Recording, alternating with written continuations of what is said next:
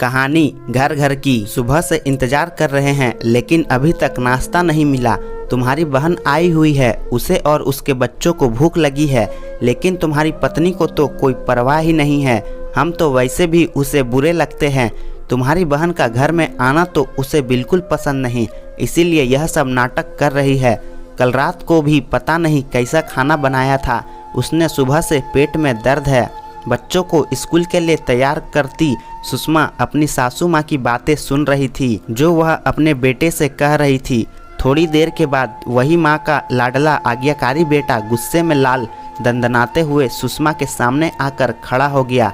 हद होती है सुस्ती और आलस्य की। माँ और दीदी कब से प्रतीक्षा कर रही है, तुमने अभी तक उन्हें नाश्ता नहीं दिया। सुषमा ने अपनी पति को उत्तर देते हुए कहा, आप देख रहे हो ना, मैं सुबह से काम में व्यस्त हूँ। बच्चों को भी बड़ी मुश्किल से नाश्ता करवाया है। अभी बच्चे स्कूल जाते ही माँ जी और दीदी को नाश्ता करवा देती हूँ। इतना ज़्यादा भी तो समय नहीं हुआ है। सुषमा ने अपने पति को समझाने की नाकाम कोशिश की। हाँ, तुम अकेले ही सुबह से काम कर रही हो, हम तो बस हाथ पर हाथ धरे बैठे हैं ना, है ना। बहाना बनाने में तो तुम माहिर हो। मेरे घर वाले तुम्हें वैसे भी एक आंख नहीं पाते। तुम्हारे अपने होते तो अभी तक नाश्ता करवा चुकी होती। मैं सब समझता हूँ तुम्हारी चालबाजी कि तुम्हें मेरी बहन का हमारे घर में आना बिल्कुल पसंद नहीं है, इसीलिए तुम यह सब नाटक कर रही हो।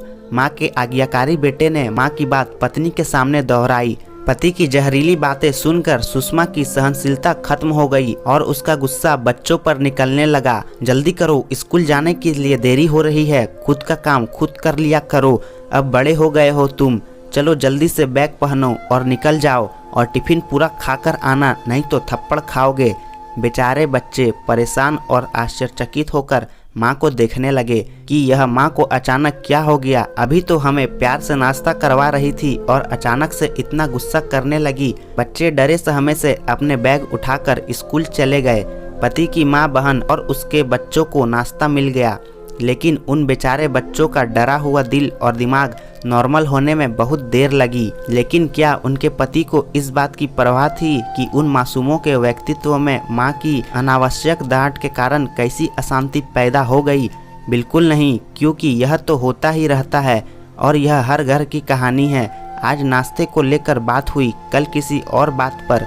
माँ के मन को शांति कहाँ से मिलेगी कि वह अपने बच्चों को देगी? कठिन परिस्थितियां, दूसरों का कटु व्यवहार और नकारात्मक विचार, माताएं अपना तनाव बच्चों पर निकालती है, जो बच्चों के व्यक्तित्व को बहुत प्रभावित करता है।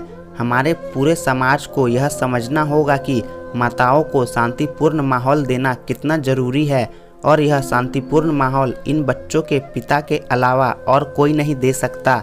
यदि हम अपनी संतान को एक सामान्य और सुसंस्कृत मानव बनाना चाहते हैं तो उनकी माताओं को एक शांतिपूर्ण वातावरण प्रदान करना होगा। नहीं तो हमारे समाज में हर दूसरे घर में अव्यवस्थित मानसिकता वाली पीढ़ी बढ़ रही है और परिणाम स्वरूप हमारा समाज नैतिक और मानसिक रोगियों से बढ़ता जा रहा है।